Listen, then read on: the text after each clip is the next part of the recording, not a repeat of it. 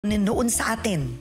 Well, we are the laughing stock of other countries because we don't know how to enforce our law. We don't know how to implement the decisions that are spawned from legal proceedings. So bakit hindi natin alam na naabsuelto pala si Joel? Internal memo lang ba talaga yon?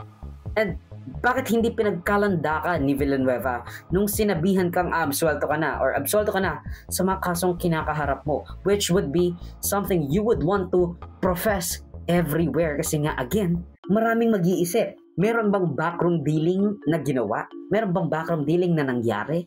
Bakit hindi mo sinabi? Bakit tahimik nila itong ginawa? Bakit hindi alam ng even ombudsman natin ngayon? Kasi kung inosente ka nga naman, you will scream to the top of the world ang pagka-absuelto mo. Pero hindi mo ginawa yon. Bakit? Kasi ayaw mong masilip yon ng tao? Ayaw masilip ng media kung anong nangyari? Na yung dismissal order mo okay na pala, hindi na pala kailangan. Tapos magugulat ka na lang. Dismissed pala. Ang sabi kasi ni dating Supreme Court Justice Carpio, kung sikreto at hindi nakakapag-appeal yung nag-file ng kaso laban sa kanila, pwede niya pang buhayin dahil sa due process. And you know, that's part of the thing that really screams na even if na-reverse yung decision mo, pwedeng i-appeal yun.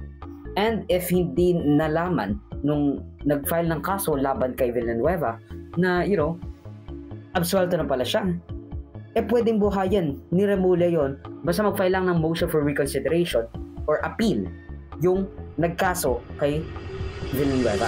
I think the factual situation should be clarified.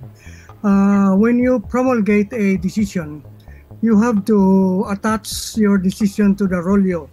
Every case has a rolio. And if it is not attached to the rolio, then it is not really promulgated. It's still a draft. So it must be signed and promulgated properly, attached to the rolio.